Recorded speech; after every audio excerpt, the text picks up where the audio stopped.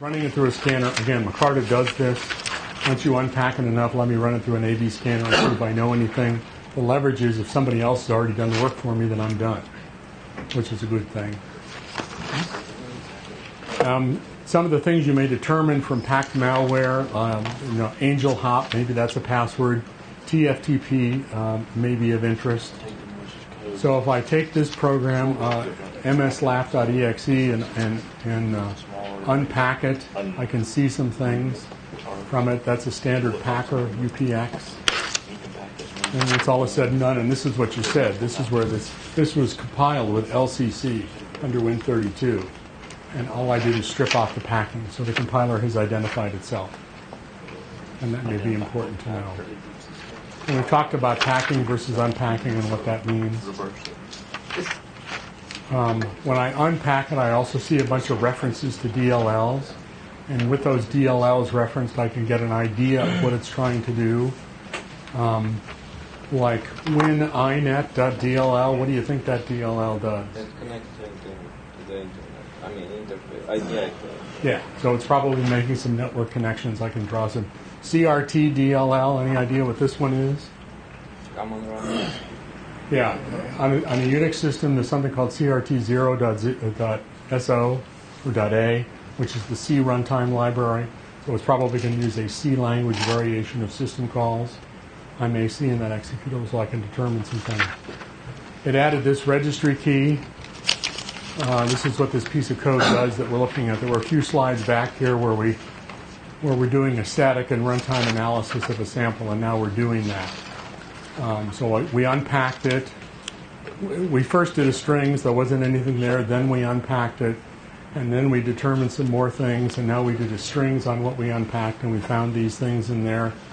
And we find that it is doing a TFTP, and it embeds itself so that it automatically starts. So we're actually doing an analysis here. And it references these DLLs, and it does reference CRT, and that's where that comes from. And so we actually ran it. Regmon and FileMon didn't show anything. We then did some network captures, and it's attempting to talk to that port. What is that port? 135? What's Windows 135? It's one of the file sharing. So it's attempting to share some files, and I think it's NetBIOS is that 135 to 139 are those ports. And so this is one of your other handy-dandy tools, NC, which is a network capture machine, a network capture protocol that runs under Linux. Netcat, listen on port 135, and whatever you hear, write into a file called 135.cap. So we found that this tool talks to port 135 and wants to say something. So let's listen to what it has to say, and then we can conclude some more things about that. So cause Netcat to do this. So we do that capture, and we see the packets that it's dealing with, and we actually use that information, and we see that it's doing Microsoft remote procedure calls. So we discover that what's actually doing is it's leveraging a vulnerability in the Microsoft remote procedure call. So we do this by running the package to see what's going on. So then what we're going to do is we're going to find a sacrificial lamb that we're going to put on the network, and we're going to let this program sacrifice that machine to see what it does. So we can do this. So this piece of malware that we're talking about as an example here is started when the system reboots, because we saw that it added an auto run key. It looks for 135 TCP available on the network and finds out who it can talk to. It attempts to leverage a vulnerability, and once it leverages that vulnerability, it sets up a backdoor on port 4444 TCP, and it uses TFTP to spread itself, and so that's how it works. So we ran it and we fed it, and if you want to read about a mechanism that was used many, many years ago, look for an article named An Evening with Burford, B-E-R-F-E-R-D. It was done at Bell Labs, AT&T Bell Labs, many years ago. Essentially, they built a mechanism where there were the good guys here and the bad guy was out on the network. And the bad guy connected to the machine and tried to do things, and the good guys fought fed that person information in real time. They were looking for this file by trying to touch this file, so they made that file show up. Then they did this, so they made this stuff show up. So essentially what they were doing, malware analysis in real time by hand, is what I'm trying to say. And so this is where they've observed what the malware did and set up the system and did much the same thing. So that was very, very early malware analysis done at Bell Labs. So now you've ran it, you observed it to see what it does. Now what we're going to do is we're going to do a true static analysis and actually take the binary and turn it into code. This is x86 instruction sets. And if you don't know how an x86 instruction set works, then to do this job you need to know that. And I can use these programs to do that. I can also use objdebug under Unix to do that.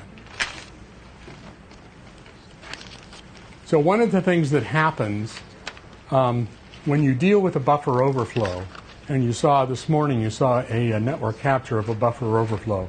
Typically what happens is a clump of code is placed on the stack of the vulnerable machine, and then it's executed. That hunk of code is called shell code. It is called shell code because it typically starts up a shell, an interactive terminal session.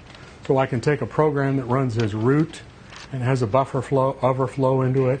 I can then exploit that buffer overflow and get a root interactive shell on that system once I'm logged in on that system. That's hence the name shell code. So this is another way of explaining how that happens. From that analysis, MSLAF does how this one works, for example. This is a network capture from a DDoS. What's a DDoS tool? What's DDoS? Distributed denial of service. Larry, if you go back 2 slides a minute.